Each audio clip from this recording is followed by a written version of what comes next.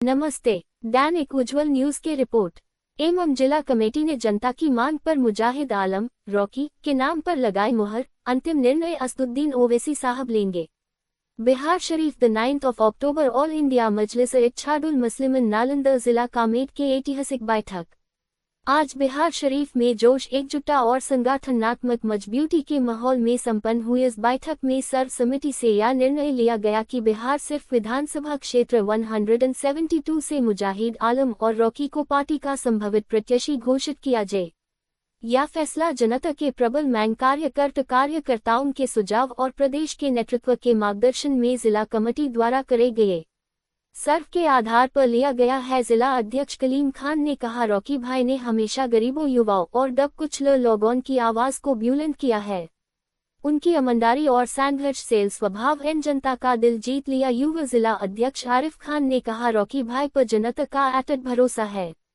AIMIM को नालंदा में नई दिशा और ऊर्जा देने की क्षमता सिर्फ इन्हीं में है। नगर अध्यक्ष वकील अंसारी ने कहा, यह चुनाव किसी व्यक्ति का नहीं बल्कि हक और इंसाफ की लड़ाई का है और रॉकी भाई इस युग के सच्चे सिपाही हैं। नगर सचिव ताहिर अंसारी ने कहा, AIMIM एक तहरीक है और रॉकी भाई इस तरह एक का चेहरा है जो हमेशा जनता के बिखरकर उनके टेलीफोन और उनकी आवाज बनेट है।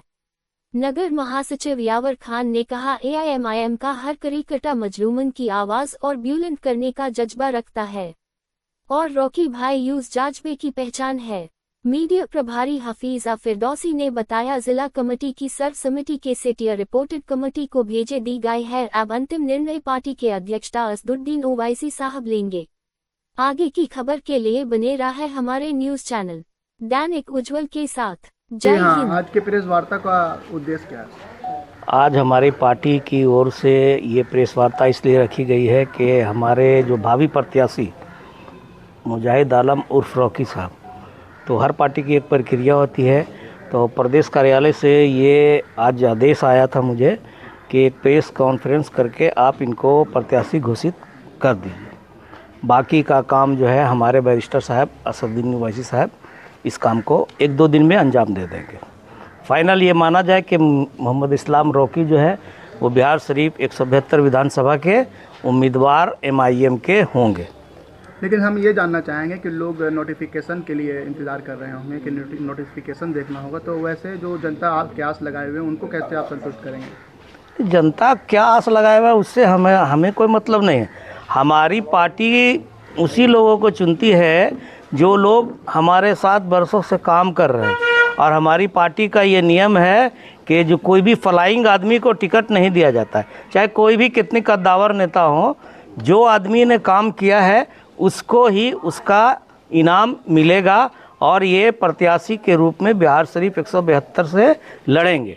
फाइनल मुख्य उद्देश्य तो आपको हमारे जिलाध्यक्ष साहब ने बता ही दिया है कि पार्टी का जो निर्णय होगा मैं उसको हंसते खेलते कबूल करूंगा।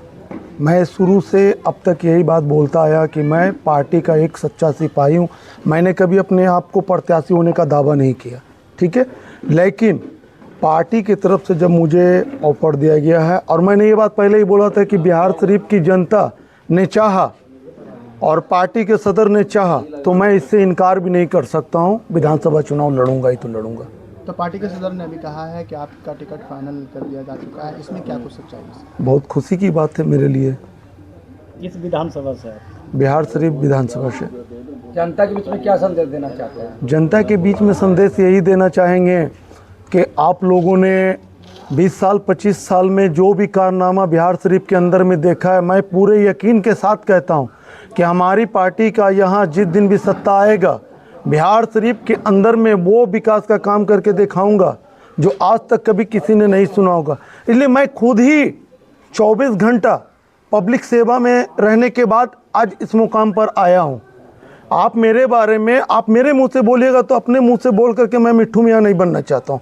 आप हमारे बारे में खुलेआम पूरे बिहार शरीफ की आवाम से पता कर सकते हैं कि मेरा रोल किस तरीके का रहा।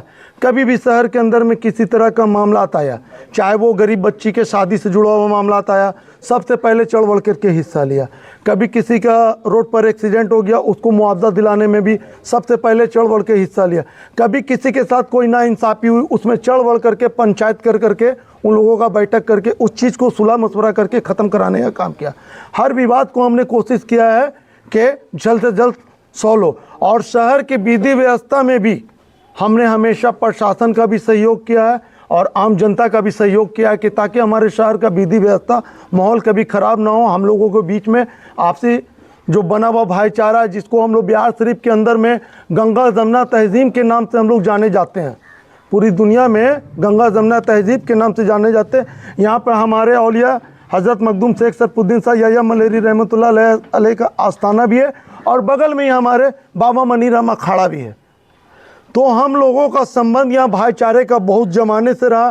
कुछ गंदी राजनीति खेलने वाले लोगों ने हमारे शहर के माहौल को 20 साल 25 साल में इस तरह से बर्बाद किया है कि आज हम लोगों का भाईचारा ख़त्म कर दिया।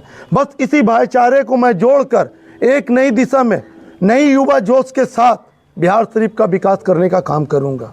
चलिए, क्या नाम लिखते हैं आप? मोहम्मद मुजाहिद उर्फ रॉकी, क्या हुआ एमआईएम का? AIM के जिला महासचिव।